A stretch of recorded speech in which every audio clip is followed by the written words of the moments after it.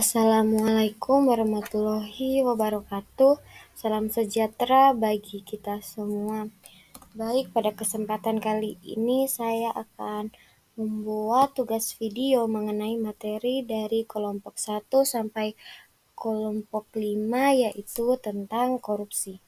Baik, di sini saya akan menjelaskan apa yang saya pahami dari materi kelompok 1 mengenai peran dan fungsi keluarga dan institusi dalam pembangunan karakter baik dan pemberantasan korupsi. Pembangunan karakter yang baik dan pemberantasan korupsi membutuhkan upaya bersama dari keluarga dan institusi. Keluarga berperan penting dalam menanamkan nilai-nilai moral dan karakter pada anak-anak sejak dini, sedangkan institusi berperan dalam menciptakan lingkungan yang kondusif untuk perilaku anti korupsi. Dengan kerjasama, kita dapat membangun bangsa yang lebih berintegritas dan bebas dari korupsi.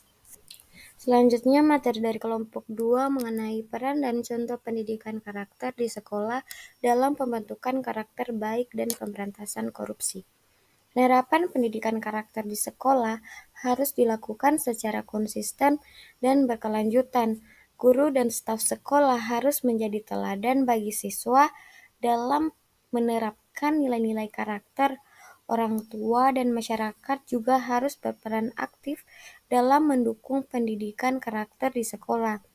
Kerjasama antara sekolah, keluarga, dan masyarakat sangatlah penting dalam membangun generasi muda yang anti korupsi.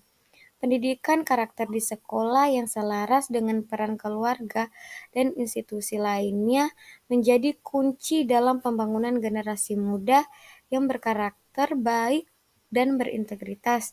Dengan kerjasama dan komitmen yang kuat, kita dapat memberantas korupsi dan mewujudkan cita-cita bangsa yang lebih adil dan sejahtera. Kemudian, saya akan menjelaskan materi dari kelompok 3, yaitu materi saya sendiri mengenai korupsi sektor publik. Korupsi di sektor publik ini juga ia merampas hak rakyat, menghambat pembangunan, dan mendistorsi rasa keadilan. Bentuknya beragam, mulai dari suap dan penggelapan hingga nepotisme dan penyalahgunaan wewenang. Dampaknya pun tak salah mengerikan, merugikan keuangan negara, menghambat pembangunan, merusak kepercayaan publik, dan memperparah kemiskinan. Nah, adapun upaya untuk mencegah korupsi sektor publik ini yaitu pemberantasan korupsi bagaikan perang panjang yang membutuhkan komitmen dan strategi jitu, meningkatkan transparansi dan akuntabilitas, memperkuat penegakan hukum, dan mengedukasi masyarakat hanyalah langkah awal.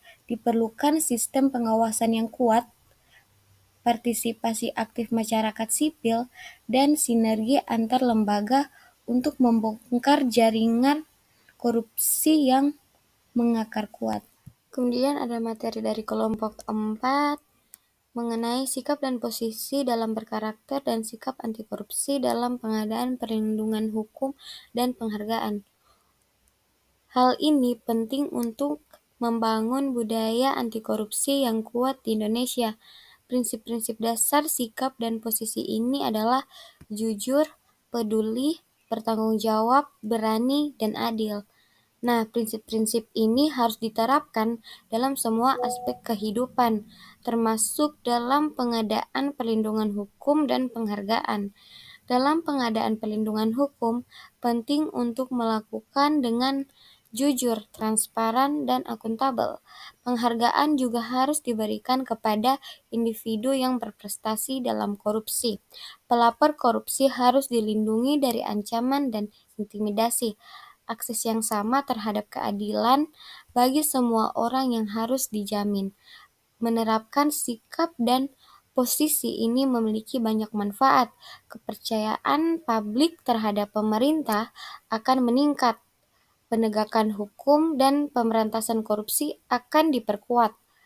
Pembangunan yang berkelanjutan dan adil akan terdorong, maka masyarakat akan menjadi lebih sejahtera. Materi yang terakhir yaitu materi dari kelompok 5 mengenai kajian karakter dan anti korupsi dalam perspektif budaya dan agama. Budaya dan agama bukan hanya warisan leluhur, tetapi juga kekuatan yang dapat dimanfaatkan untuk memerangi korupsi.